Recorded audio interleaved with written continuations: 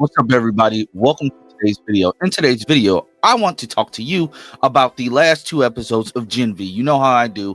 This is not going to be a long video at all. I just want to run down some of my favorite parts and just give you my overall thoughts on this season as a whole. If you are new here, please like, share, and subscribe.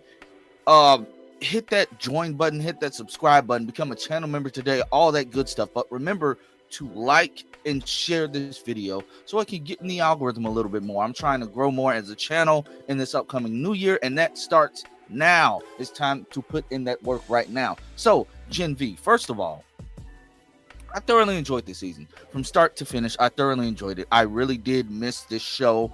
I think that they honored Chance Perdermo in his passing. I think they honored his character and him as an actor, as a friend, as a brother. I think they honored him very well overall. I like how that polarity took more of a front seat in this season, because let's be completely honest, if things didn't turn out the way that they did, I think Andre would have had polarity's character arc. But I am glad that I'm glad that they figured out a way to work it out and honor the Andre character and honor Chance Perdermo in the best way that they could. So I will say that. The character growth with Marie overall this season, honestly, I didn't know which way it would go. I didn't know which way it would go. Maybe she would have become a Homelander-like figure with her ramping up her powers, or she would have stayed on the good side. I'm glad that she stayed on the good side, but she did level up. I know Flash fans hate that term, but Marie did level up with the help of Cypher / Thomas Godolkin. She's extremely powerful, and to see her be she literally took a page out of Victoria Newman's book, and she did more than just pop Thomas Godolkin's head at the end of the day. She literally blew off the whole top half of his body, it looked like.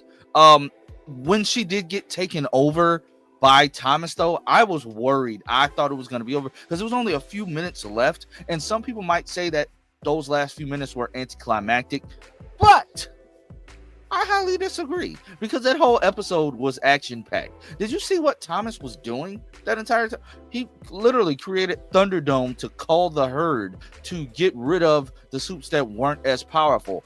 Good thing gaping butthole guy, black hole in his butt. I don't know what you would call that. A second dimension in his butt. That's a weird place to have it. But good thing he snuck in the team. Good thing he snuck in the Guardians of Godolkin. You know, he snuck them in, and at the end of the day, they saved the day. Another character that I thoroughly enjoyed their character growth, Emma. By the end of this season, she no longer has to throw up to shrink. She no longer has to eat to get bigger. She has control, and I think that that's thanks to Harper and her friends over there. They helped her gain control of her powers. I love that. I love that for her. I really do love that for her. She learned how to control it, and seeing that happen at the end and her actually contributing to the fight, no longer being scared or being insecure about her powers, because at the end of the day, that's an insecurity. That's a eating disorder that she has. We know that has some symbolism in real life. I love the character growth overall. I love the character growth from her. Another one, Jordan and Marie's relationship took a hit this season. It took a hit. They started off not on speaking terms, got back together, and then ended it not together as well. But Jordan does say that they would love to be Marie's friend. You could tell that hurt, but they both locked in at the end of the day and took care of business. Now, let me talk about Annabeth. Annabeth was a wild card this season, because getting reintroduced to Annabeth as a character, learning that she had powers, seeing that that Sister Sage and Cypher decided to kill her in order to get Marie to level up is insanely crazy. That's another thing. Marie can resurrect people. Marie can heal people. Like, come on. Is she gonna heal Billy Butcher? Is she? Is that what Starlight's gonna have her do? Are Starlight and Billy Butcher even friends right now? I don't remember. Come on. I'm gonna have to catch up on the last season of The Boys so I can be prepared for when it drops next year. Yeah, like, bro, it's just crazy how powerful Marie got. But Annabeth, we know she's a precog. she doesn't get visions all the time. She's trying to learn how to interpret them, trying to learn how to use them. And at the same time, Marie's like, I don't know, we don't know if we can trust that. But then we get the huge bombshell that Annabeth knew about her parents dying, knew about Marie's powers, peaking and showing up at the time that they did, and her losing control because she had them on her period. Like that's just crazy that she knew that, and she held that in. She held that anger in. She let herself hate her sister, get separated from her sister for this long, but she was a traumatized kid. So I can understand that to a degree. But I'm glad that she finally told her. But then you see what Marie does in that moment. She is so determined in what she wants to do to Thomas Godolphin that she literally holds up her friends and tells Kate, like, if I heal you, you have to push them. You have to push them. Also, Kate Dunlap, Kate and Sam. After what they did last season, having this, and some people will say it's a sudden 180. I won't say that. I think that this was a deserved turn because at the end of the day, Jordan did the right thing by telling the truth about what happened to Kate at the beginning of the season. And Sam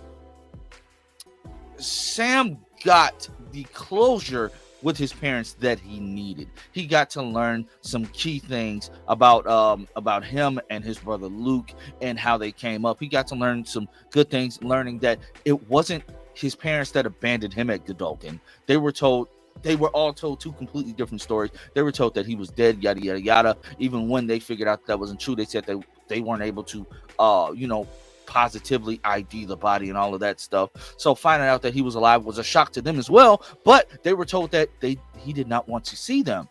Just a brief recap on that episode, because that was a really, really, really good episode. So seeing his development, seeing how he probably wants to get back with Emma, but Emma doesn't want to retread that because she has a new boo thing. And he's powerful. It's a rumor that dude is like a clone. I don't know. He's a clone of Homelander. I see people running around with that. I don't buy it. I don't buy it. I don't buy it at all. But I mean, hey, who am I to judge? You all can have your own theories. I don't believe that. I think he's just a suit with super strength that can fly and has blonde hair and blue eyes. That is neither here nor there. I just think that that's what that is. That's that's just what that is. Greg. His name is Greg. That's Bushmaster's brother, aka Allie. Also, Allie and Harper coming in clutch. Harper being this, her powers are legitimately broken. She can only hold them for a couple of seconds. She can only hold the powers for a couple of seconds, but she can perfectly copy and use a Soup's ability. Do you know how broken that is? The fact that she controlled Thomas Godolphin to a T, that's freaking amazing. Now, when Marie healed Thomas, she was exhausted, rightfully so. She healed Thomas from a literal broken state, burned and broken for all these decades, not even years, decades, burned and broken. She healed him, and it turns out that he's nuts. He was controlling that guy Doug. As soon as he was healed, the control over Doug was gone. We learned how that happened. Also, rest in peace, Doug. Black Noir, you did not have to kill Cuz, but yeah, Sage told you to do it. But we clearly see that Sage does not agree with what Cypher wants to do. Cypher's doing all this eating. He killed the dude in the diaper, made him strangle himself, and he wants to call the herd. Like I said before, that's what he wanted to do. Call the herd, get rid of the weak Soups. He calls out Homelander. He announces himself as one of the most powerful Soups. Sage does not agree with that. Sage, this is going against your plan because you think you're the smartest person in the room doing the no pants dance with these white guys, trying to make yourself. Thomas was smarter than you at the end. Well, he may not have been smarter because he got himself killed, but he was pushing himself in ways that were scaring you. If you saw Sage's face in some of these scenes when she's reacting with Thomas, she did not account for any of this. He's being very, very unpredictable, very, very unhinged. And honestly, Sage, that's your fault. That's your fault. Like, it's no other way to say that it's your fault, Sage. You brought this you woke this monster up. You woke him up. So, I mean, yeah, it's crazy. It's legitimately crazy to think about. But hey, all in all, I thought this season was really, really good. We see that they do meet up with the Resistance, with A-Train, and with Annie. And I can't wait to see what happens in The Boys. In the final season of The Boys is ramping up to be a good one. I saw some people complaining that they just use this as setup for The Boys, but this is a joined universe. What I will say that this has over Peacemaker, yes, while Peacemaker's season was used as, just set up for the larger DCU, this had its own story, plus it's setting us up for what's to come in the last season of The Boys. And The Boys season before this did the same thing. Honestly, it did the same thing, and I can't be mad about that. But guys, if you're new here, like I said, please like, share, and subscribe. Let me know your thoughts on the season as a whole in the comment section down below, and I will catch you all next time. Like, share, subscribe, follow, all that good stuff, all on my socials, and yeah, catch you all next time. Gen V was a fun ride this season. I hope we get a season 3, but until then, I will be watching the final season of The Boys, and I suggest that you do the same. You won't be disappointed.